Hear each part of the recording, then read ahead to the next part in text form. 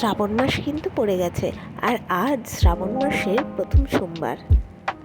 এবছর আমি মহাদেবের মাথায় জল না ঢালতে পারলেও চলে গেছিলাম মহাদেবের প্রাণ প্রতিষ্ঠার এক জায়গায়। সকালবেলা উঠে তড়িঘড়ি করে ফুল তুলতে চলে গেছি।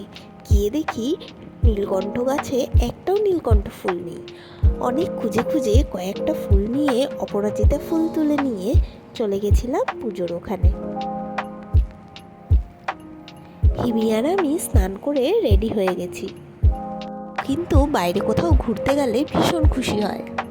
বেরিয়ে সবার আগে চলে গিয়েছিলাম বাজারে ফুল ফল আর মিষ্টি নেওয়ার জন্য, পুজোর ওখানে দেব। আমার থেকেও আমার বর কিন্তু মহাদেবের চরম ভক্ত, তাই আমার মেয়ের নামও শিবাদ্যুতি রেখেছে। এই যে এই মন্দিরটায় আসার জন্যই আমরা বাড়ি থেকে বেরিয়েছিলাম। দেখো কি সুন্দর দেখতে লাগছে। এটা আসলে একটা শীতলা মন্দির।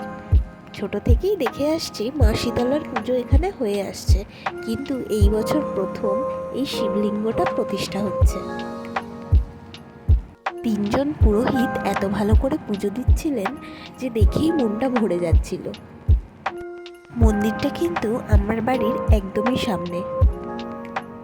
কিছুক্ষণ পুজো দেখার পরে তারপরে ঘরে গিয়ে মায়ের করা লুচি আর আলুর তরকারি খেয়ে নিলাম। পুজো প্রায় শেষের পথে, তাই আমি আর মন্দিরে না গিয়ে ছাদের ওপর থেকেই পুজো দেখছিলাম। এসেছিলাম তো সকালের দিকে, কিন্তু এখন অনেকটাই বেলা হয়ে গেছে। পুজো শেষ হয়ে গেছিল।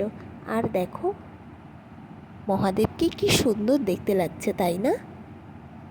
মহাদেব তো যে রূপে থাকেন সেই রূপেই তাকে সুন্দর লাগে, তবে ওনার বেলপাতা আর আকন্দর সাজ কিন্তু অতুলনীয়। এদিকে পাড়ার কাকিমারা খিচুড়ির জন্য আয়োজন করছে।